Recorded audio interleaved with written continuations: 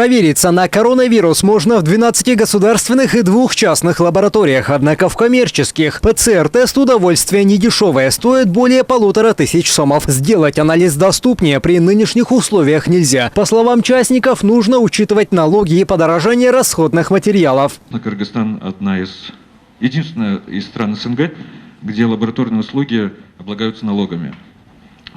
Соответственно, это плюс 14% уже к стоимости анализа. Когда государство идет на какие-то льготы и скидки, бизнес не хочет нести ответственность. Живой пример конкретный – кардиоклиники и частные детские сады. 5 лет прошло после того, как им отменили налоги. Что изменилось? У вас у всех дети ходят в детские сады. Цены не поменялись, качество питания не поменялось. Давайте уже, если мы жалуемся, то будем двусторонне друг друга понимать, позицию государства тоже. Подключиться к ПЦР-диагностике готовы и другие организации, однако необходимые материалы буквально застряли на границе с Китаем. Сейчас в Поднебесной строгие эпидемиологические ограничения, из-за чего между нашими странами сократился товарооборот. Это и сказывается на снабжении частных лабораторий. Очень много машин, фур остались на границе, они не могут заехать и растаможить товары. Включая наши товары, которые мы заказали по ПЦР-оборудованию, реактивов и расходных материалов. Мы уже 2 месяца ждем до границы данные товары. Китай принял меры по сокращению. Есть определенные алгоритмы грузоперевозок, это пересыпка грузов. Они тоже у нас сокращены, поэтому решить вопрос ваш таможенный орган не сможет. Коронавирус показал нехватку рентген-аппаратов и компьютерной томографии, особенно в регионах. Услуги частников опять же дорогие. Власти просят их о снижении цен хотя бы на период обострения коронавируса и сезонных заболеваний. Цены на томографию, они высокие.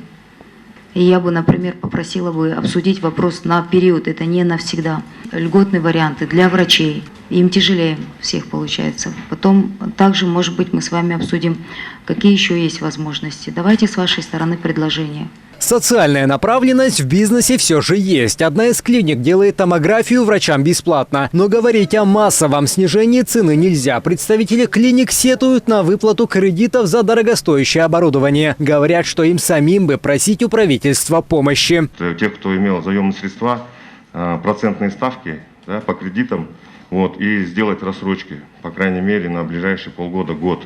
Отметим, медицинские гарантии есть у каждого застрахованного гражданина. Для этого работает фонд обязательного медицинского страхования. Но они возможны только при обращении в госбольницы. Если включить в процессы частные клиники, граждане смогли бы получать дополнительную скидку. Мысль озвучили сами клиники. Чтобы эти средства, которые закреплены за каждым нашим гражданином, возвращались в частные структуры. И тогда частные структуры смогли бы нормально, может быть, еще раз снизить цены, где-то подстраховать хотя бы на те суммы, которые закреплены у нас в законодательстве. Просьб и идей у бизнеса оказалось достаточно. К концу этого рабочего дня правительство должно было собрать все предложения. В Кабмине пообещали рассмотреть каждое и продолжить работу по улучшению координации между государством и частным сектором.